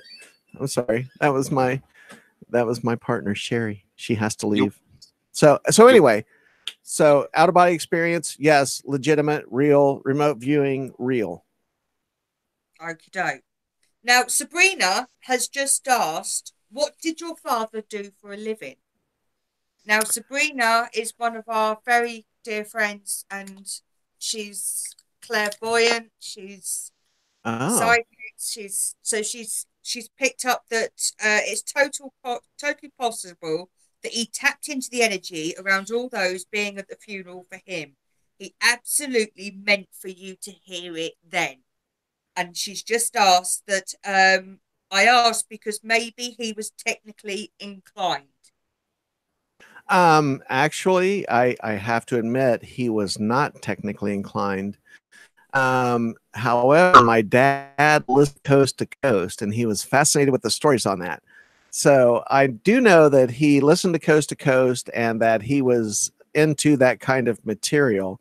But my dad had, for a large portion of his life, been a police officer, and then kind of in semi-retirement, worked at an RV dealership as a supervisor. So kind of anticlimactic. He definitely was not a technologically adept person. Cell phones were kind of challenging, and he didn't even send text. So he didn't do any of that. It was just phone calls for him. So Okay. another unusual element to the story. Yeah, she's just messaged bingo. So whether she's come up with something that he's come through, I don't know. But thank you, Sabrina. I appreciate your time and effort, or whatever's going on there. Thank you. So, yes. Yep. That's Okay. it for the moment. Okay. Yeah, no, we've got Sabrina coming on as a guest soon. I don't know if you saw. He understood how the waves move from person to person. She's just added that into the chat room, so he understood through coast to coast how things work. Caught up on it to make sure you got that message that day, not before he passed. Wow. I'm getting goosebumps, man, right now. Yeah. Go ahead. You guys have permission to pass on my email address to Sabrina. Go ahead and pass it on to her and tell her to get a hold of me. Is Will that do. is that the one that you gave to us for this link? That's correct. That is my real direct email. Right, we'll make that happen. We'll Definitely. make that happen. Because we've got Sabrina coming on as a guest soon because she's become part of our circle as well. She's done 2 shows recently on explaining esoterica. She's done live readings during the shows as well. I've recently had a Reiki reading session with her. Because she's based up in Canada. So we done it through Messenger, and yeah, it was pretty spot on so many different things. So that's pretty cool. If we can start, because that segues again onto the next part that I was getting onto, which is paranormal. Now, I know that you love your spirit box. I do. Yes. You do, don't you? Would you like to tell Uh-huh. us a little bit more about your spirit box? Yeah, I mean, it's not a what would have been traditionally thought of as a spirit box because they were kind of analog or kinds of things. You know, there were transistors and stuff, and there was a scanning element to it using the radio sometimes. But this is an electronic one, and it's an app that I downloaded into my iPad Pro. But there are little bits and phrases. There aren't whole words that are part of the bank of available sounds, I suppose would be the way to describe it. And that it has a scanning feature, and it's got a kind of an experimental part where you can adjust the frequency and the pace of the scanning. You can slow it down and speed it up. And when I went out to Wickenburg, I played around with varying the speed on that. And I absolutely believe it's a story that it is possible for disembodied entities and or people to manipulate electronic devices. There's strong historical evidence of that.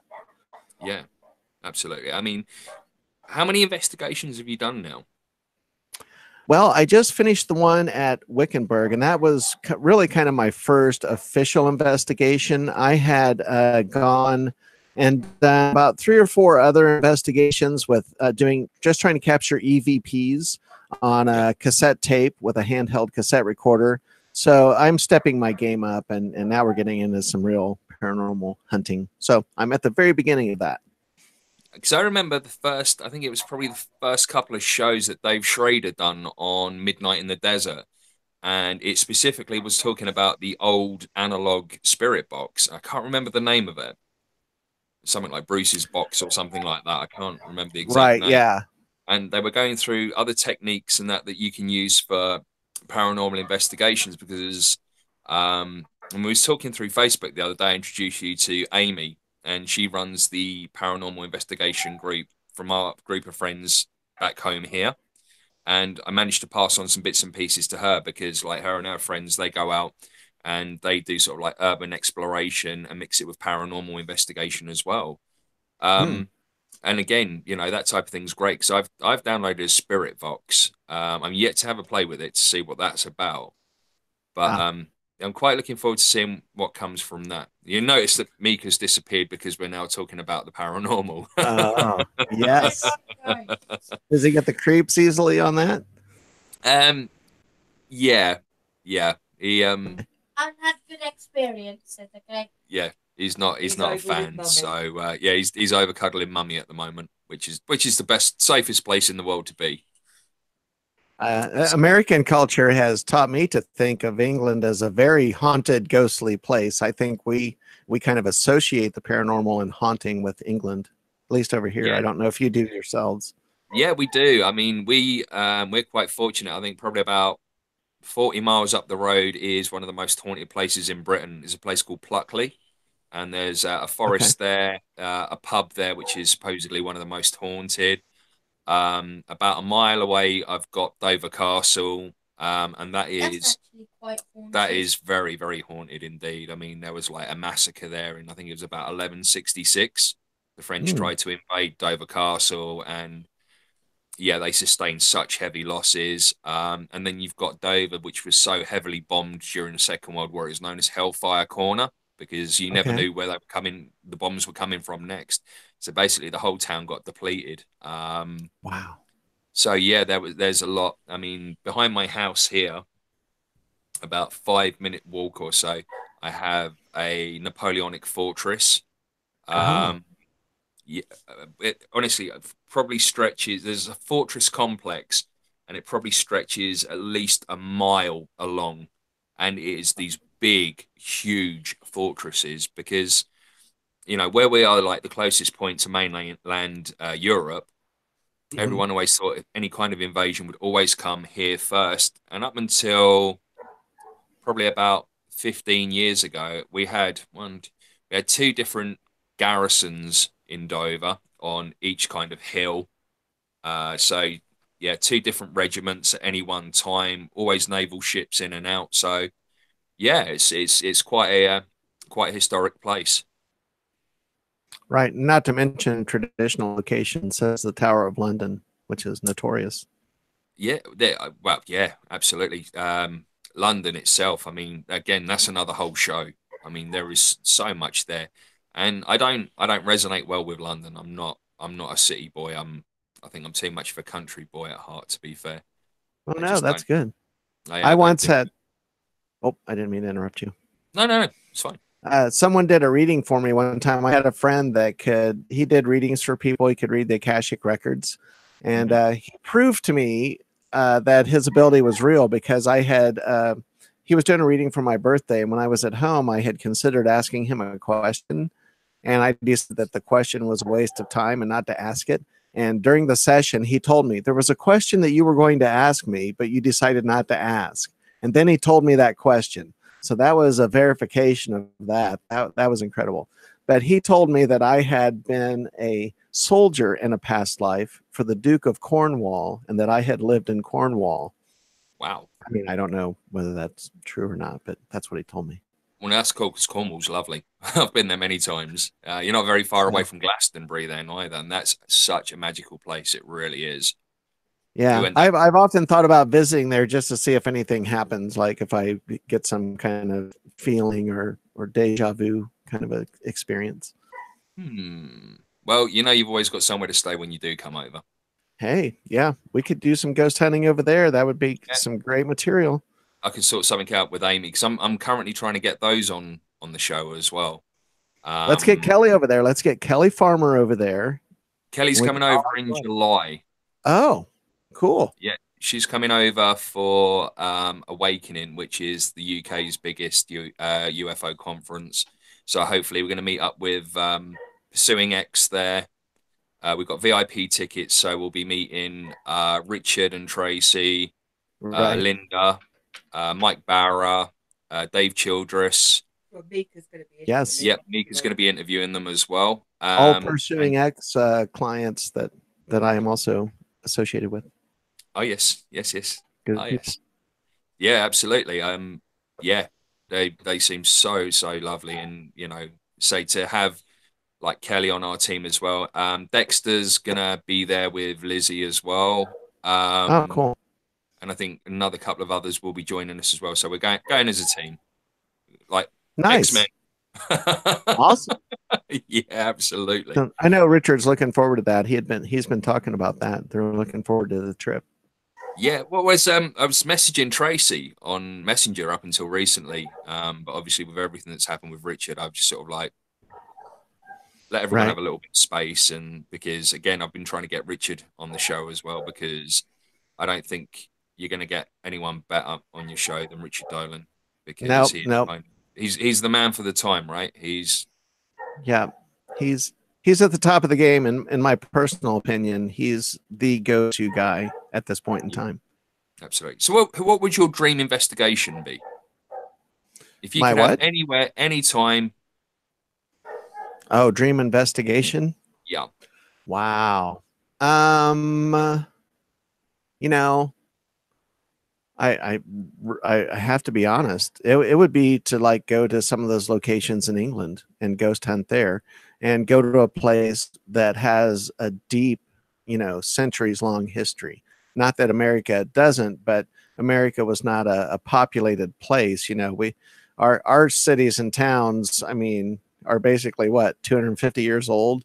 You know, it doesn't go back that far. And so you know, the perception of Europe is there's such a deep history there that there's so much more to tap into. So I would have to say going to not necessarily London, but England, to some of those locations, older castles, that would be bucket list paranormal investigating. Yeah, I mean, one of our earlier shows, we was talking about the castle we have like here. I mean, it didn't become like a stone castle until sort of like the 10th century. But I mean, the origins before that, I mean, there was a settlement there since going back to like beyond the Bronze Age. Because it was only probably about 20 years ago they managed to find a Bronze Age boat in like right in the town centre of Dover. They were doing some excavation for a bypass, and they're digging down and actually found this wooden structure, which is now kept in our town museum. But it has to be kept in a certain climate and things like it. It's Ah, very, very, very cool. So when you kind of look at history like that, I mean, we're so fortunate and lucky, and you know the amount of times I've just stuck a picture out on Twitter when I'm on my way to work in the morning. There's like the castle up on the hill, and you just end up taking it for granted sometimes, and you can't quite understand why like all your American friends are just kind of like, oh my God, that's a castle. That's a guy. And you're like, well, yeah, it's a castle. And you're like, yeah, of course. I get it now. I get right, right. it. Yeah. Now, Yeah. you know, It we just don't gets, have that rich history. no. So, conspiracies. Ah, I know you like a good conspiracy. I do. So, I do. what do you think the biggest ones are that we are experiencing at the moment? 9/11 has to be at the top. 9/11 changed American society irreparably for Change the the world. worse. It eroded our civil rights. It eroded our privacy. It opened the door to lots of, um, I suppose we have empowered our government too much, and there is no accountability. And uh, I'm not a classic Obama critic per se, but I pretty single-handedly I think that signing the NDAA was an act of what I would consider to be treason against the United States. I don't think anyone should be able to be scooped up and held without trial indefinitely for any kind of investigation. I think that flies in the face of the American justice system. So 9/11 has to be at the top of the list for what has happened. And I suppose my official stance on that is I think Building 7 speaks for itself. I think it was brought down. And I am highly suspicious of what happened with the North and South towers. I just don't think that physics works that way. And it's fishy. And I think there are a lot of people who are on the trail of that, Richard Dolan being one of them. But Wasn't there something brought yeah, out by your attorney general? Was it last week that they're pushing forward with a lawsuit to do with explosives residues found? That right. they're trying to push for it to be the fact that it was actually a controlled explosion rather than said other. Yes. Yes, absolutely. And I think there's so much anecdotal evidence. And, you know, the BBC, I believe, broadcasting prematurely that Hmm. Building 7 had come down before it actually came down. Just incredibly suspicious. What are the statistical odds of someone saying that when the event has not taken place yet? Exactly. It's, And it's, when it's especially when you look at who was housed in Building 7 as well. absolutely. So The Secret CIA, Service, CIA, there was gold DOD. bullion. There was a So, lot of reasons to take Building 7 down. Maybe, really, quite honestly, the North and South Towers might have been a diversion for the attack on Building 7. yeah. 'Cause, I mean, when you go through sort of like a lot of I mean, I'm surprised, you know, that a lot of the witness testimony from those that were actually there was not heard. I mean, I can't remember the name of the guy, but he was saying, you know, there was an explosion underneath. He'd felt an explosion before anything had even hit, and you know, there'd been like the Yes. seismic data as well, which showed that something had gone on prior to. So yeah, I mean, there's so much that points towards it, and you know, but the thing is because it was such a great loss, you know, Mm-hmm. it's still so hard to talk about for so many. And as soon as you touch on the subject, everyone just kind of recoils in kind of terror and horror. And how can you say that? Well, when you have the data pointing towards all of these things, you know, the data doesn't lie. I mean, it's the same as the UFO thing. You know, we've got more than enough data showing how much stuff comes in and leaves the atmosphere every day. I mean, meteorites don't Right. just come in, do a U-turn, and then go back out. But yet, none of this data is being used for the truth. You know, Right. Yeah, they just which in ignore itself it is a and act like conspiracy. it's going to go away. And it's up to the individual consumer of news and information to decide for themselves what the truth is. Because the mainstream media is not going to help us. They are not on our side. No, of course they're not. They're just the voice piece for the man, aren't they? Indeed, You know, the man. and how do you feel? How do you feel about the California conspiracy? Are you referring to the suspected use of directed energy weapons to start the tragic fires? Yes, Um, uh, you because know, I've had this conversation with so many people, and that again doesn't seem to be like a common ground. No one can kind of seem to I, I, nail it. I was I was recently on Doc Skinner's show, and Doc Skinner is a big believer in the directed energy weapon theory, and he believes that there was an agenda to perpetrate that.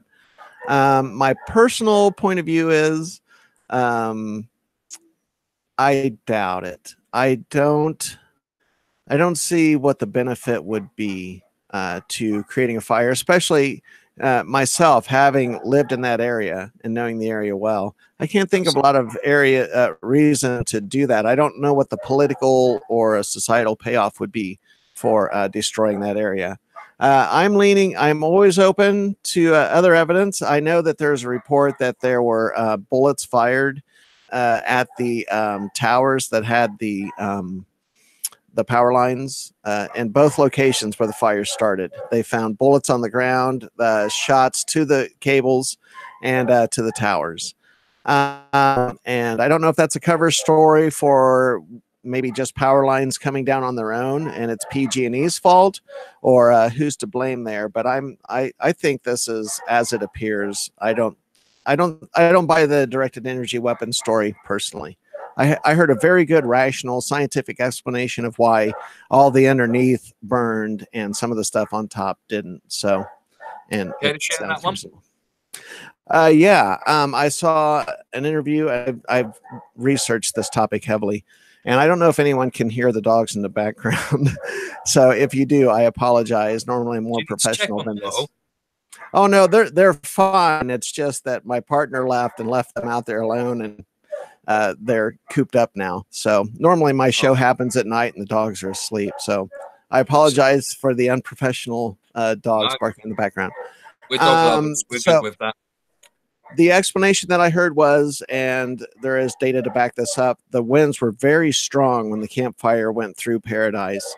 And that wind was blowing so fast, it was blowing all of the embers and the fire down through the trees. And as those embers, it was described as that fire was not burning up from the ground up and reaching up like traditional fire. That fire was moving horizontally across the ground. It was moving through the trees. So as the embers in the fire made its way horizontally through the community, it took out every structure because everything is built out of dry wood, right?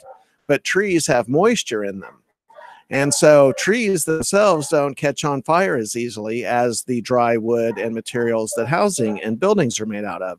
So as that fire moved horizontally, driven by high winds, it just pushed that fire through and wiped everything out and left tops of the canopies in some sections completely intact, and didn't take out the trees because they have a natural source of moisture in them and weren't as readily combustible. Yeah, So that sounds perfectly rational and reasonable to me. And unless given some other evidence, that's what I think happened.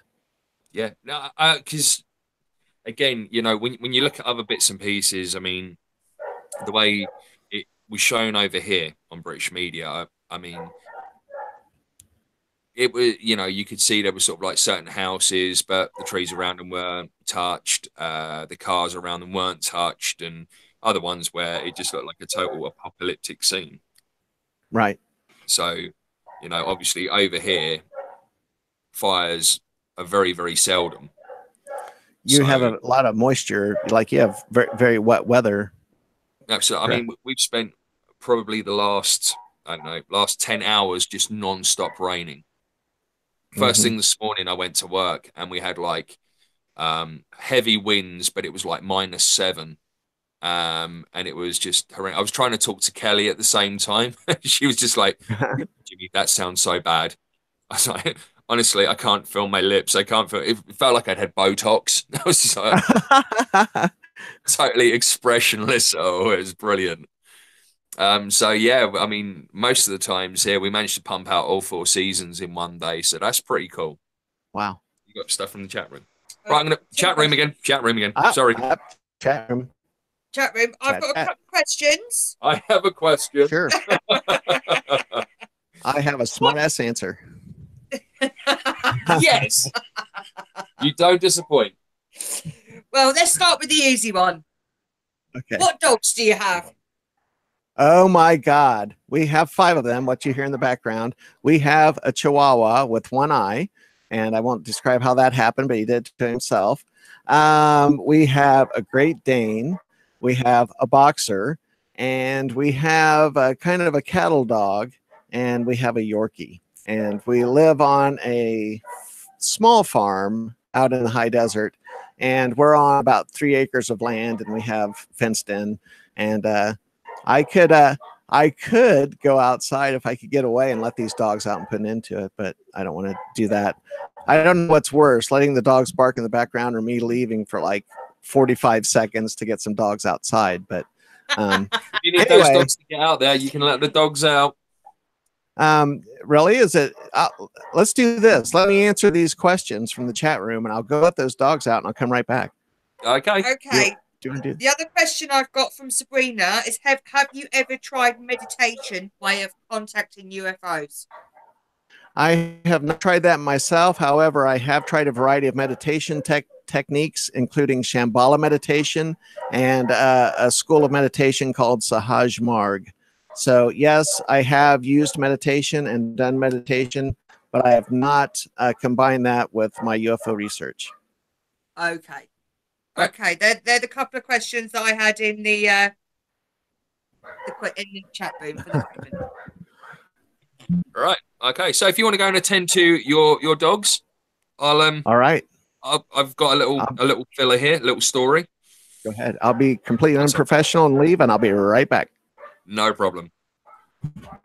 Right. So as we were saying earlier, we kind of touched on the story of Richard Doty in the British press. And there was another one. I've just lost the page. See? So professional. Gotta love live. And it was to do with a crater that had been found at Area 51, which is somewhere I know Natasha is off to with her group for an investigation soon. So it is what is beneath Area 51, and a mysterious crater emerges next to the top secret base. Right, so a mysterious crater-shaped hole in the ground near to Area 51 is unlike anything ever seen, and has prompted theories that a bizarre crater could be an entrance to an underground military base. A bizarre crater appeared on Google Earth earlier this week close to Area 51 and appears man-made, with a strange tower emerging out of the huge ditch. The incredible discovery was revealed by Blake and Brett Cousins of YouTube channel Third Phase of Moon, who captioned the footage, "We found something underneath Area 51. In the footage, a large, thin object can be seen poking out of the middle of a large circular hole in the ground. So I was just touching on something that was in the British media, and it was Area 51, that a big crater has been found on Google Earth with a tower sticking out the middle of it. Let's try and get a bit of... Interesting. that certainly looks like a nuclear detonation site, like what would be left over from an underground detonation. Well, I don't know because it's got a huge like pylon going Oh, across it there. I mean, they could have used that to excavate the hole and then do construction in it. That doesn't. I've been to the large meteor crater just outside of Winslow, Arizona, and Yep. so having seen that myself, when you look at the top of that hole, it's very like 90 degrees, and some of the bigger like meteor strike holes tend to be kind of scooped out on the edges and more smoothly rounded out. And that's Yep. a very sharp top. I don't know. It almost looks man-made in some Like that. fashion.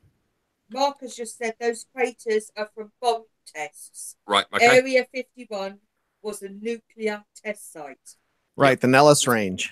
Yeah, because if you look next to it in this footage, I'm trying to load it up here, but we've got, say, heavy winds and that passing through at the moment, so the internet always goes a bit wafty because we're like right on the coast here. Yeah, you can actually see that there's another one not so far up, but not quite as deep. Yeah, and Pat So- has concurred. Pat concurs, so Pat concurs. that's all the validation one needs One for needs said Pat. investigator.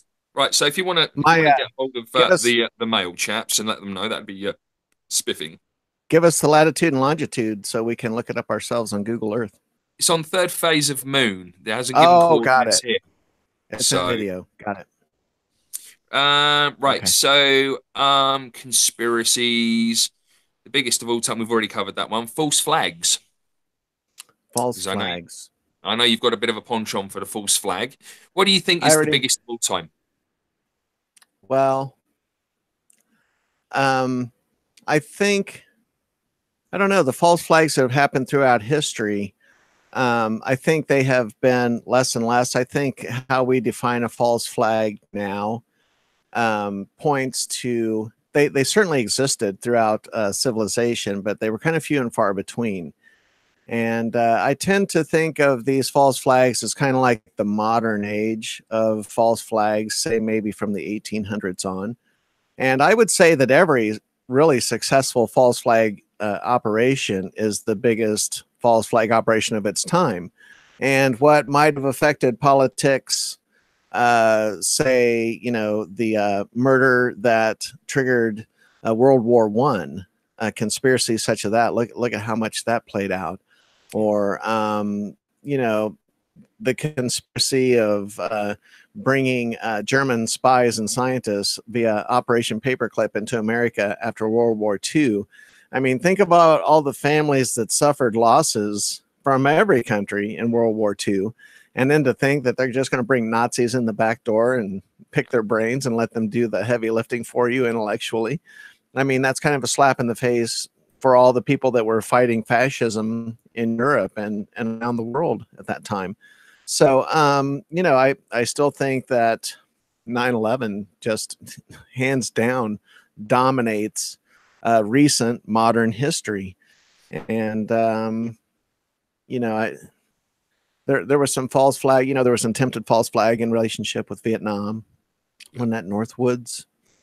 I could be wrong. I think that was the name of it.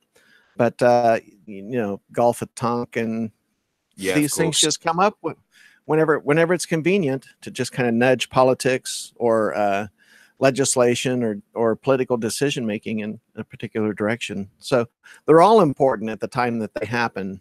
But I just think 9/11 is going to dominate the rest of at least my life. I'm 53 years old, and I'm going to be experiencing the results of 9/11 till the day I die. Yeah, I think that's still going to be going even when Mika gets to like our age and stuff. You know, I mean, I'm 40 now, and like for me, that's the biggest of my lifetime without a doubt. Do you think that Von Braun was right and space will be the next false flag? I don't know.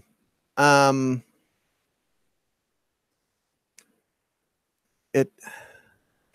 I don't want to leave your that just really made me stop and think. That's an excellent question, first of all, because it made me really stop and think. I don't know. There's so many different ways to look at it. It's such a complicated issue. Space exploration did so much for our society, and I don't think people realized what the Apollo missions did for industry in general. Not only did it help advance computer technology, but new metal alloys were made that were used for all kinds of things, from the colored bicycle rims and bicycles to all kinds of textiles used in industry.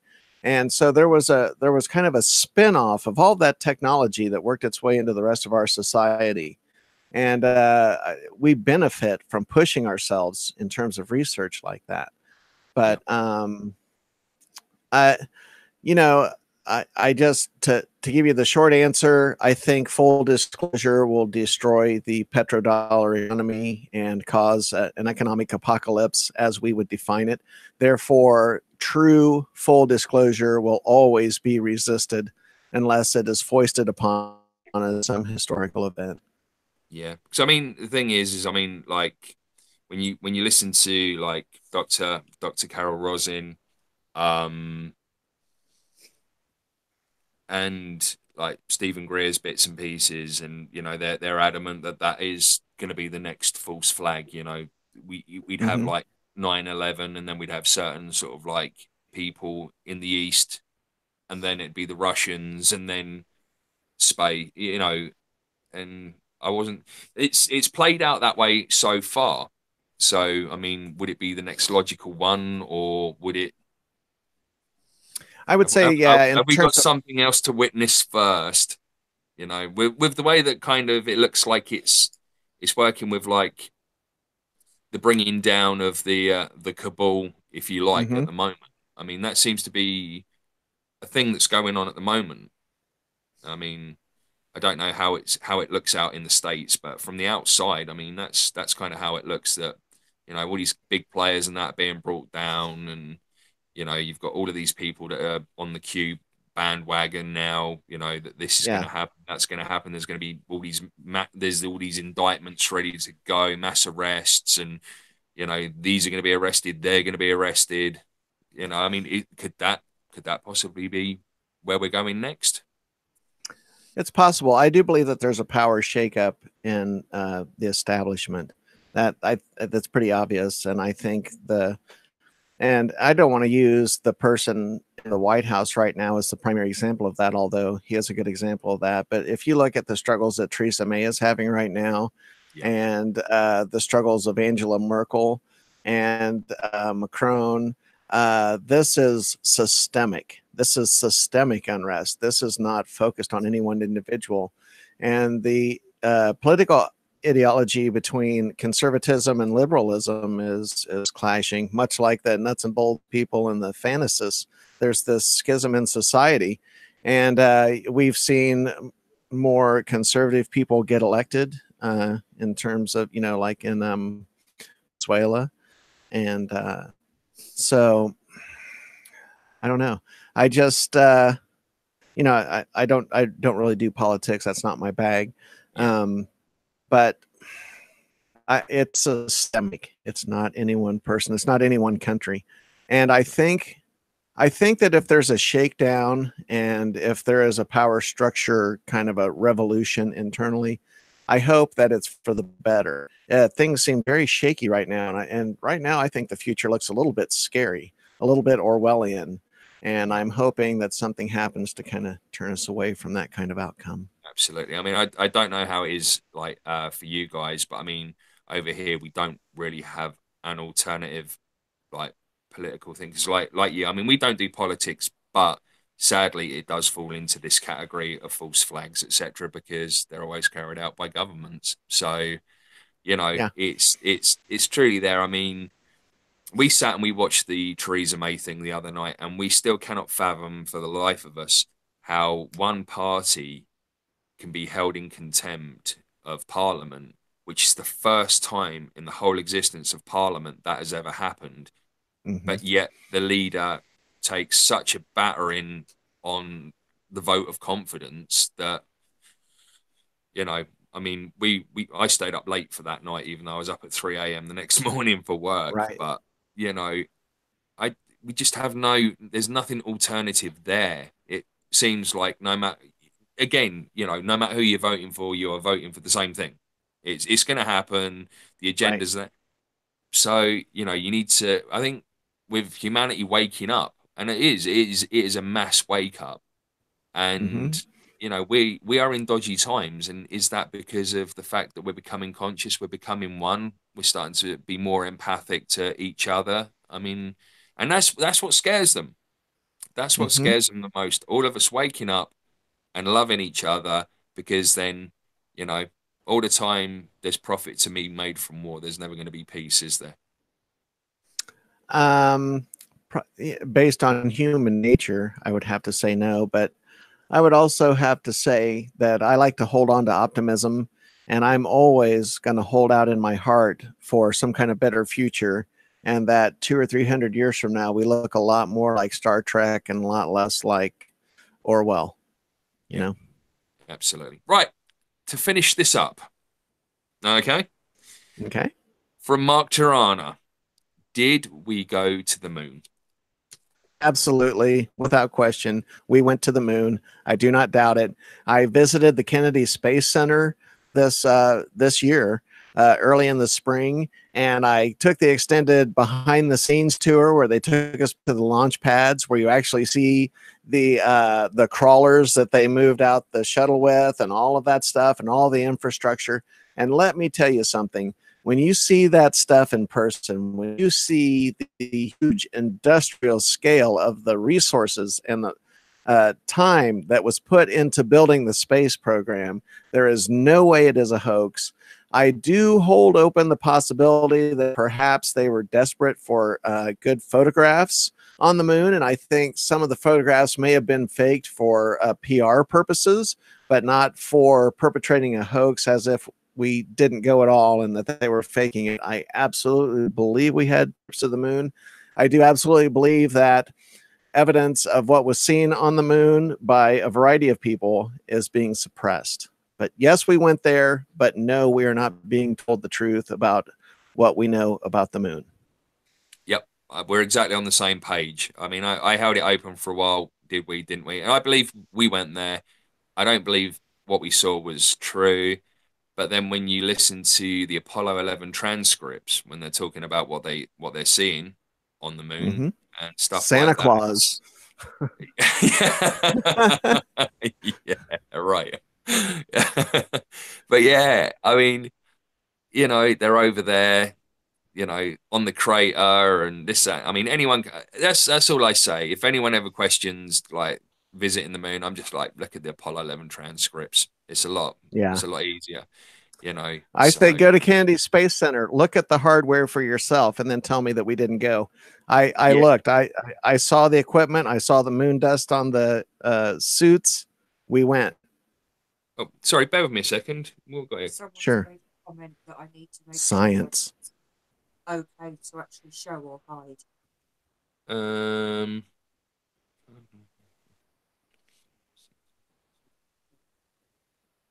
um, Only it was today.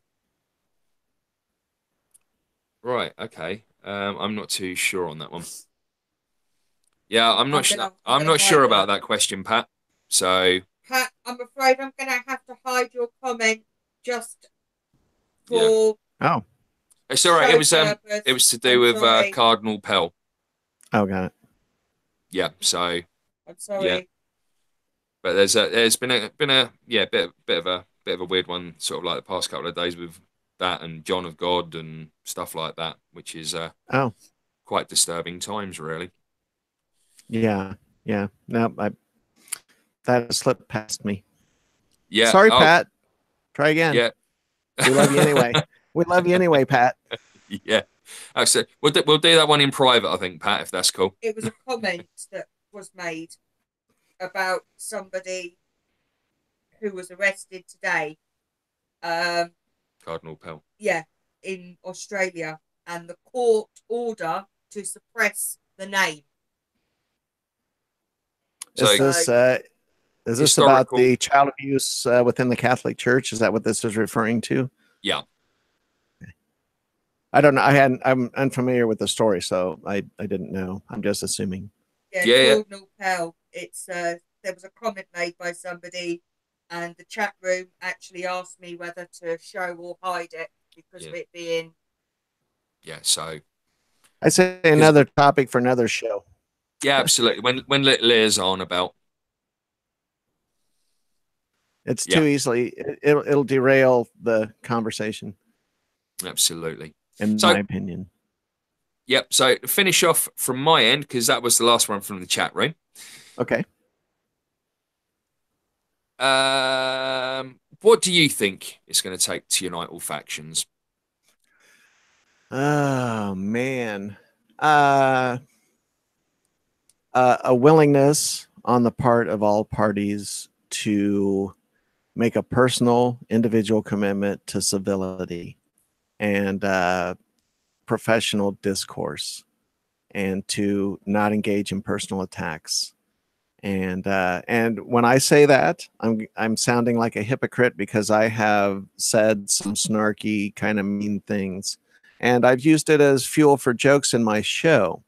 But you're asking me what it's going to take to mend those fences. It's going to have to take all parties taking one step back and saying, okay, you have a right to say whatever it is you want to say. I just think we should engage in civility and have some respect. And we also, I think, need to figure out how to agree to disagree and still respect people that we disagree with. We seem to have lost our ability to do that. We have gotten so polarized with everything that if we disagree with someone, they're seen as the other and seen as the enemy.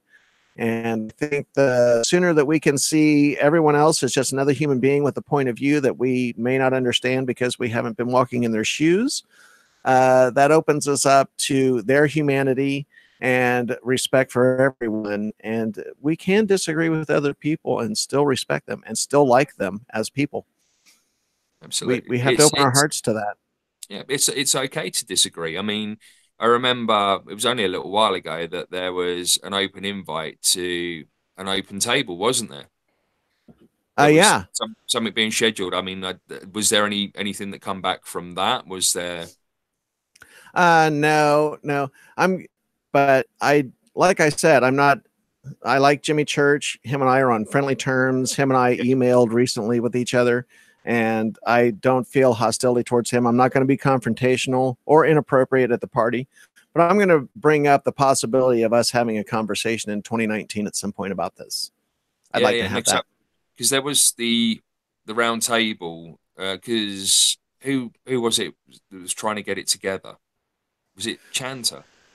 CW? Yeah, well, CW Chanter had wanted to debate Wilcock or Corey Good for $3,000 to charity, and they declined. Oh no, it wasn't them. It was the guy who, as everyone knows, allegedly doxed Joe from the Carolinas. What's that guy's name? His last name starts with an S. I forget. Jordan Sather. Yes, Sather. That's allegedly he doxed Joe from the Carolinas, and that's what started this whole dust up. And I do have it on a good source that there are things going on behind the scenes concerning that incident that have yet to be resolved. And I'm not going to speak any further to it, but there's more going on, folks, and you'll hear about it at a later date. Yes, stay tuned. Yes, stay tuned. That's it. So, Natasha, thank you so much for coming on and joining us. I really, really genuinely appreciate it. Thank you so much. I appreciate it. You're just genuinely someone that I absolutely adore. I love your shows. I love having banter with you through Messenger and stuff like that. And to have you on again, it's been brilliant. And again, if there's anything that we can do along the line to help out or try and help restore any of this peace and that, then obviously we're more than happy to try and do our part. We have got an open dialogue with CW at the moment to get him on as well. Okay. So yeah, it's promising happy times coming for this season and then for the new year as well. So fantastic. Indeed, and you're welcome. You're welcome on Mysterious Forces Live, and I'm going to have Kelly on, and I want to work with Kelly, and even though she had a scheduling conflict, I still want to work with her, and we'll figure out some way to collaborate here in the near future. And it was an honor to be on your show. Thank you so much. You're doing good work. You guys keep it up, and your subscriptions are going to go up. And Mika, thank you so much. I don't see him in the frame, but Mika, thank you. I admire you a lot for what you're doing. And oh, that's classic. I love it. It's nearly 10 p.m. here, so got it. Yeah. Yeah, absolutely. Sorry, Mika, but no. Goodbye, Mika, and thank you. Good night, Mika. Yeah. Sweet dreams. Anyway, thank you so much, Natasha. And we'll just wait for Kelly to come in, cut the feed, and that's it. And I'll speak to you after the show. All right. Thank you. Goodbye, everybody. Thank you very much. Bye-bye.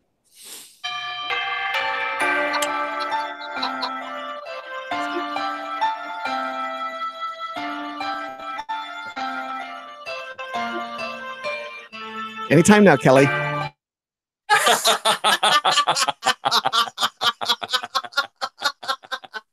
You could have at least let Natasha get her dollars without that music, Kelly.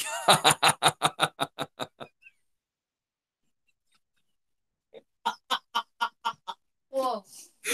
Brilliant. Woo. Right. What? So. That music was just so beautiful and cut. Oh. Just trying to get my head together now. Yes. I lost. So that was Natasha from Mysterious Forces. Again, what a wonderful conversation. What a beautiful guest. If you don't watch Natasha, just seriously go give her a watch, give her a subscribe. She is funny, intelligent, and just comedy gold. Really, really is. So, what have we got coming up soon? So next weekend, 22nd, we have an Esoterica Street Christmas special. So we will be doing the show, Mika and I, if you can stay awake.